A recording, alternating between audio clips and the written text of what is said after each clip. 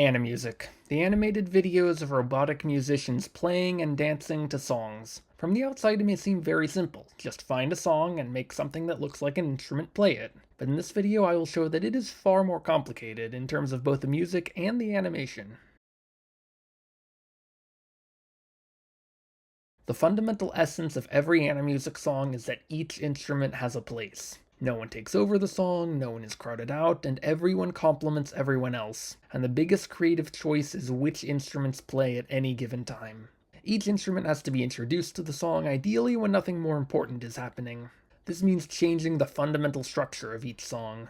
Most mainstream songs follow a predictable structure: intro, verse, chorus, bridge, chorus. But Animusic songs start with the chorus. Initially there's only one instrument playing, but the song often replays the chorus multiple times and adds a new instrument each time. When the song does get to the verse, that's an opportunity for the loudest and most distinctive instruments to pause so that the song can introduce more instruments. On top of that, there are the offbeats of the chorus, where the main instruments aren't playing, and so a new one can easily be introduced. Finally, most Animusic songs have another verse after the bridge, to give the audience more instruments, or at least one final overview of all the instruments before the chorus. What about the actual melody of the song? That's surprisingly simple, because the interesting part is the combination of instruments. Each individual instrument just plays the same thing over and over again. In Pogo Sticks, despite the song being 89 measures long, the lead guitarist only plays 9 distinct measures. 5 of them are for the main part of the song, 2 for the platform scenes, and 2 for the underpass scenes. Any single instrument sample from Animusic would sound very boring and repetitive, but because there are multiple instruments playing in interesting combinations, the song sounds good. Something on screen should move if and only if something in the music corresponds to it. That's the golden rule for character design. The audience should never get lost trying to figure out what corresponds to what. And it's not at all like filming a live-action concert. Animusic has to exaggerate the visuals far beyond what's realistic. Remember, it's 2001 and flat screens are an expensive luxury. And this isn't just about brass instruments stretching forward or keyboards lighting up. There are also plenty of more subtle things, such as the light towers in Starship Groove, which indicate the song's unique septuple meter. On the flip side, there shouldn't be any visuals that don't correspond to sounds. For example, there's a reason that Pipe Dream didn't have a complex machine to direct the balls to and from the pipes. While it would look very cool, it would ultimately distract from the music. Meanwhile, set design is just as important to make sure that the audience doesn't get lost. Every Animusic set is designed so that the camera can get a clear view of the entire set, and because of this, the camera can easily move to and from any instrument. That way it can zoom into an instrument upon its introduction, and go back to the entire set at all other times. Lighting is also important. Light should be off when an instrument hasn't yet been introduced, and then turned on when it is. Finally, the background needs to not distract from the music. It should have very simple and theme-appropriate designs, and if any part of it is dynamic, then it should move with the music, like the sound system in Future Retro. Let's go through stick figures to see how this analysis plays out in practice. The song starts with Mr. Stick, as he's affectionately nicknamed, and a minimal drum beat. Mr. Stick's dancing is not random. He leans forward for high notes and backwards for low notes. The camera shows Mr. Stick front and center, but most of the other instruments are visible in the background. The only active lighting is on Mr. Stick, with a secondary illumination of the drums.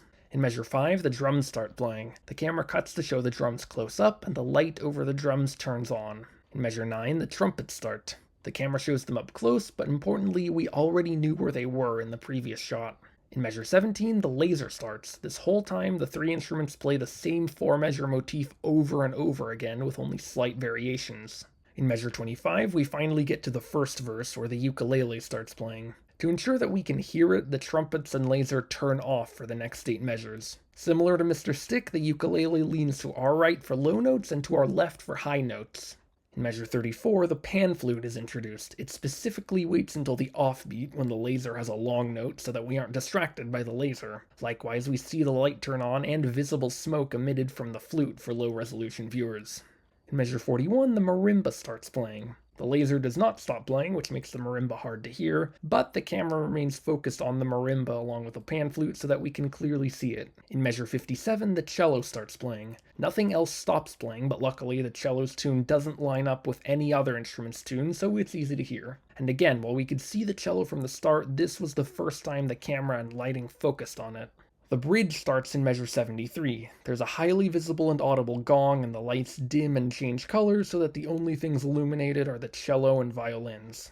The bridge ends at measure 93, and the trumpets restart in measure 101. The camera focuses close up on the trumpets so that the audience pays attention. Finally, the rest of the instruments restart in measure 109 and continue playing the chorus for the rest of the song. Now let's look at a bad example, specifically my own animation for a slight delay. I made a lot of bad artistic choices here.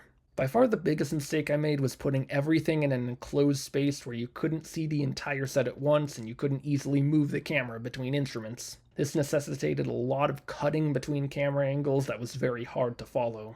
For the marimba in the Hall of Echoes, I took inspiration from the sliding marimba in Pipe Dream, but in this song, in order to be in an entire room back by the next beat, the keys had to move way too fast for you to get a good look at them. I relied way too much on ambient lighting from the room glowing, and so I couldn't use lighting to bring objects into focus. And for the drums, the lack of shadows also made the drumsticks hard to see against the background. My bass guitar does not look like a bass guitar. Because it's hard to hear, it must be crystal clear from the animation. The harmonica didn't work very well in the Hall of Echoes. While you can see each laser individually, the light from the harmonicas in the back distracted from that in the front.